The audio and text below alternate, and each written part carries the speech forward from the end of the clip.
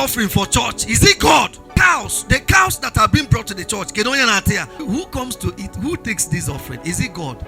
Have to ask that question severally. Let's be realistic. The reality is that God doesn't eat those things, but he takes pleasure when we eat them. It can only take a father to die for his child.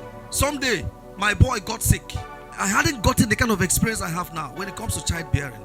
At a point, I felt like he was going to die.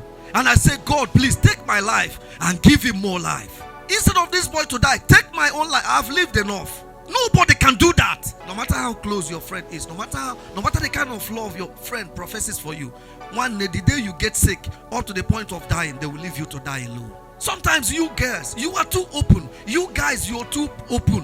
When a guy comes to you and say, I love you, you just carry yourself 100%. You're not even reserving 1%. And that's why when they leave you up there, where you have taken yourself, boy, your falling is crashing. That guy is not the source of your life. It was God who gave you that life. So Christianity is founded on the principle of giving. I want you to zero your mind so that you won't think I'm talking because I want to raise fund. I'm not raising fund. Let me say it from the beginning. I am not going to raise fund. We don't do fundraising here.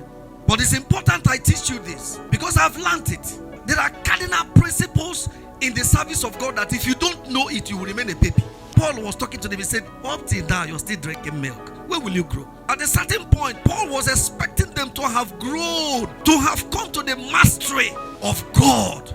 They were still drinking milk. When you leave here this morning and a little thing happens, you start thinking whether you will still come back next Sunday or not. Whether you will still be a Christian or not. Or make a Canaan. You've not grown.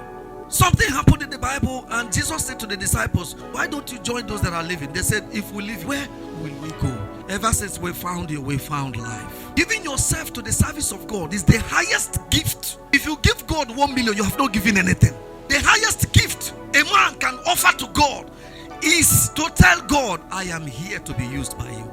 And that's what we are doing here.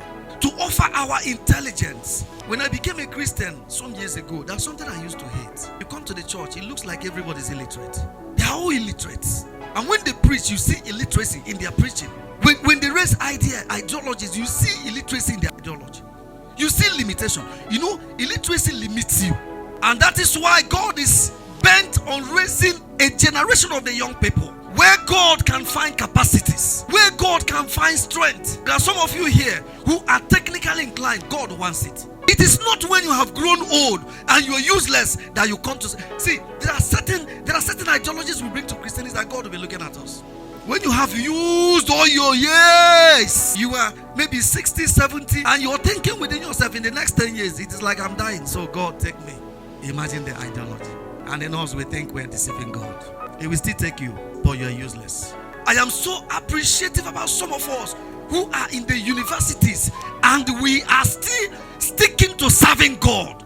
God wants you to bring your university to his service. To some of us who are counting on millions, God is raising funds within your level. God is moving you to a greater height. And in your thinking, you still remember God. That is the highest thing you have done. Offering yourself to the service of God. That's the first giving. God is not really interested in your money. The money you bring here, God does. If anybody tells you that the money you give in offering, that one is a big lie. The money you bring here are all these things you're seeing. All of these things you're seeing. It is high time we become realistic. When God sees us lying, God laughs. The reality is that God is not interested in your money. He doesn't need it. You are the one who needs the money. When you bring the offering to church, we use it to buy all of these things you have here. God is here. He told them here. Is he taking this fan? Is he enjoying the AC? He that made the entire world, does he live in houses? Kai! He doesn't live in houses. The only reason that God will choose to leave the heavens, leave the earth and come into your room is because you're there. Back in those days, they used to deceive us. They say you are not a pastor. Who said so? Every Christian is a pastor. Every believer, every child of God has the capacity to preach, to dispense the gospel. He gave gifts. Some people he gave the gift of teaching. Some people he gave the gift of playing instrument. They are all workers. And so in any capacity you are working. In the house of praise, there are vessels. You are a vessel. Some of the vessels in the house of God are used to serve, precious meal. When there are good meals, when exceptional people come,